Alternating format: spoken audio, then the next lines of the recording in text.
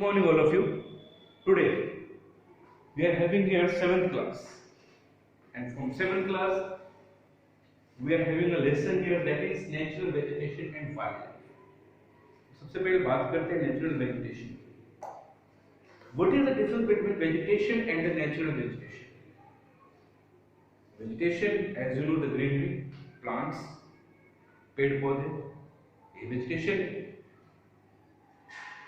अगर हम बात करें नेचुरल वेजिटेशन की, तो नेचुरल वेजिटेशन वो वेजिटेशन होता है जो किसी भी जगह पे नेचुरली एक्योर होता है, मतलब जिसको हम लोगों ने नहीं लगाया, वो ऑटोमेटिकली क्या हुआ है, अपने आप by the nature, by the help of the nature वो क्या हुआ है, बना है, जिसको प्रकृति ने बनाया है, जिसको नेचर ने बनाया है, जिसको हमने नहीं बनाया है.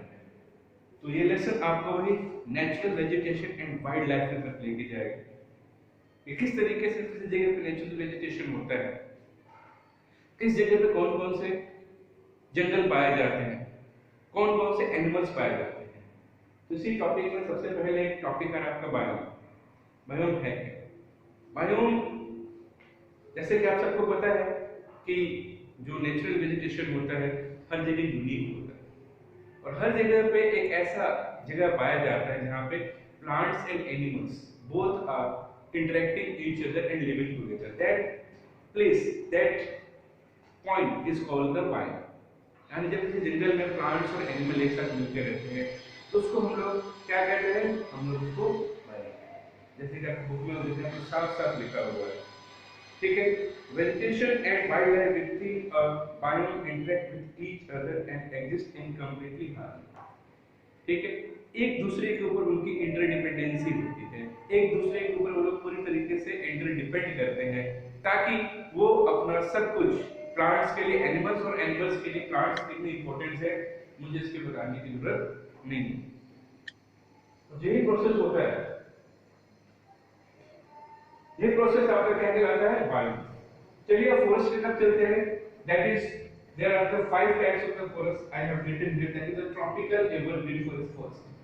जो ट्रॉपिकल एवरग्रीन फॉरेस्ट होता है, वो ट्रॉपिकल एवरग्रीन फॉरेस्ट की क्वालिटी क्या है, ये दुनिया में कहाँ कहाँ पाया जाता है, दुनिया में किस किस जगह पाया जाता है, इसके बारे में एक डिटेल. सबसे पहले हम देख लेते हैं क्या चीज, ट्रॉपिकल एवरग्रीन फॉरेस्ट.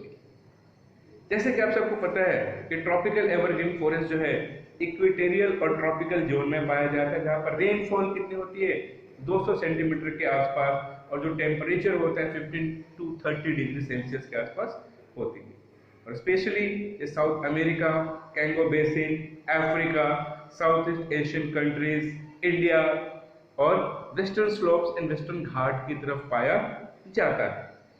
ठीक है, जो ट्रीज पाए जाते हैं यहाँ पे, ट्रीज बहुत लंबे लंबे होते हैं, टॉल होते हैं, उनके पेड़ के जो पत्ते होते हैं वो बहुत ज्यादा चौड़े होते हैं. ठीक है, और एक ये थिक कैनोपी बनाते हैं, यहाँ के जो पेड़ होते हैं एक बहुत थिक कैनोपी बनाते हैं, जिसकी वजह से जो सूरज की रोशनी है वो भी जमीन तक नहीं आ पाती. ठीक है, क्योंकि एवरग्रीन फॉरेस्ट इसका नाम इसीलिए पड़ा है कि पेड़, इस जंगल में पाए जाने वाले जितने भी पेड़ हैं अपने पत्ते कभी भी एक साथ नीचे नहीं गिराते हैं.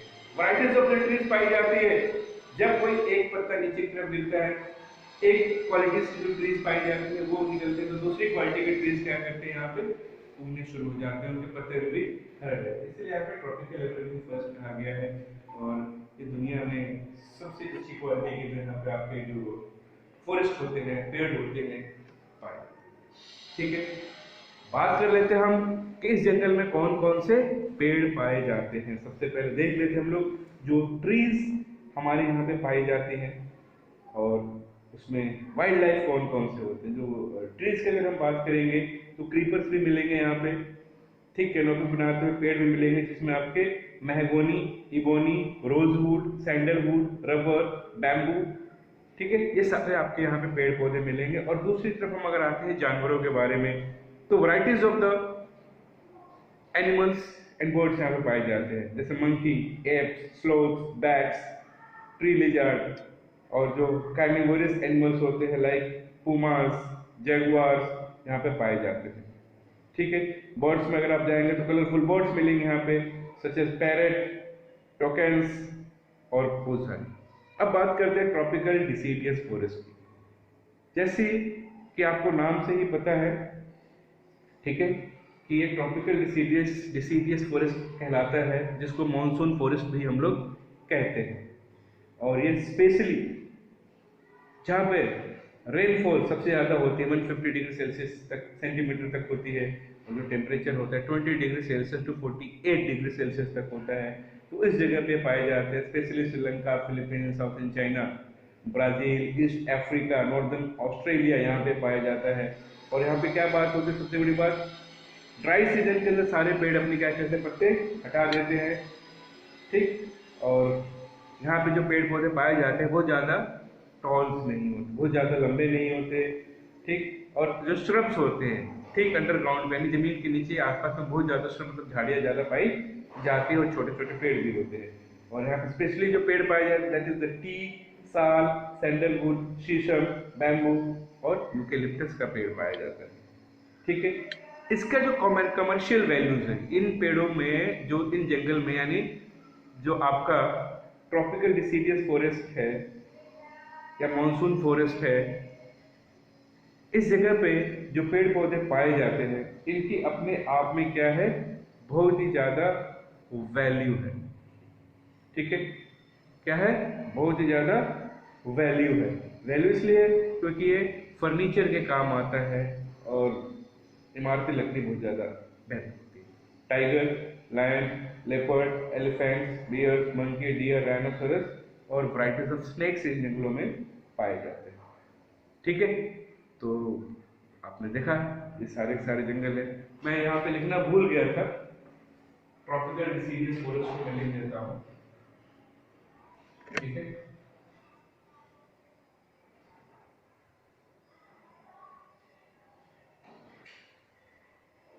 Now we can talk about the temperate evergreen forest, ठीक है।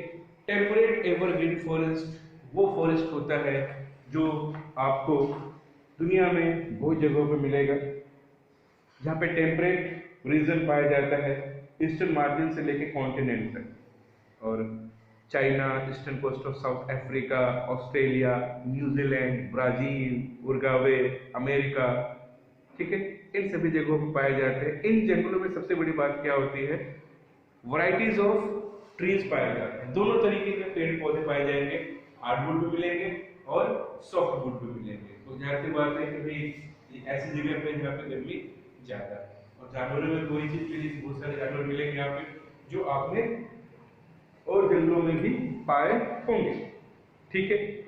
तो अगर हम वाइल्ड लाइफ की बात करेंगे तो deer, antelopes, monkey, birds, foxes, bear. Birds में अगर we will talk about the pelicans, cranes, eagle, falcon और ग्रेप्स मिलेंगे आपको, ठीक है। अब बात कर लेते हैं टेम्परेट डिसीडियस फॉरेस्ट की। सेम वही चीज है जैसे ट्रॉपिकल डिसीडियस फॉरेस्ट हमने किया था, उसके बाद we are having here temperate deciduous forest. और सेम वही चीज 70 टू 80 सेंटीमीटर की एवरेज टेम्परेचर होना चाहिए, रेनफॉल होना चाहिए, और 20 डिग्री सेल्सियस तक का एवरेज टेम्परेचर होना चाहिए। USA, north west Europe, northern China, Japan, south Korea, Chile और न्यूजीलैंड में पेड़ पौधे पाए जाते हैं, जंगल पाए जाते हैं। और सबसे बड़ी बात क्या होती है कि whatever the trees are here, उनके बड़े बड़े ट्रंक्स होते हैं, बहुत लंबे लंबे ऐसे सूट की तरह निकले हुए डालियां होती है, और ये सारे के सारे पेड़ पौधे जो होते हैं ऑटम महीने में अपनी क्या करते हैं, लीव्स को गिरा देते हैं, ठीक है।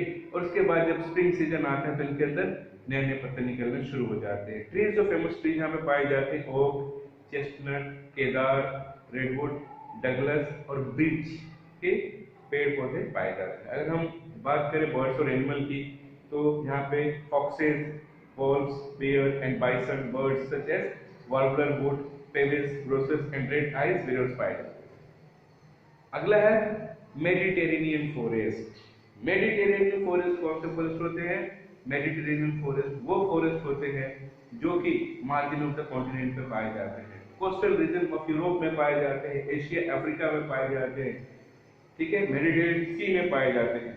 और इनके लिए सबसे बड़ी बात क्या होता है, टेम्परेचर जो होना चाहिए वो कहाँ होना चाहिए, वार्म होना चाहिए, गर्म, जहाँ पे गर्मी ज्यादा पड़ती है उस जगह पे मेडिटेरेनियन फॉरेस्ट पाए जाते हैं, ठीक है। ये जंगल बहुत ज्यादा घने नहीं होते, इट्स नॉट वेरी डेंस, ठीक है। और जो ट्रीज होती हैं वो वाइडली स्पेयर्ड होते हैं, दूर दूर पेड़ पौधे होते हैं, ठीक है, क्योंकि उन्होंने ड्राई कंडीशन के अंदर अपना एडेप्टेशन किया है, तो इनकी हाइट भी बहुत ज़्यादा बड़ी नहीं होती, पत्ते भी बहुत ज़्यादा बड़े नहीं होते, ठीक है। हाँ, हाँ, तनों में बहुत ज़्यादा मोटी एक परत होती है, खाल होती है, बार्क होती है, और इनके पत्ते जो होते हैं वैक्सी होते हैं, और इनकी रूट जड़ें जमीन में काफ़ी अंदर तक जाती है।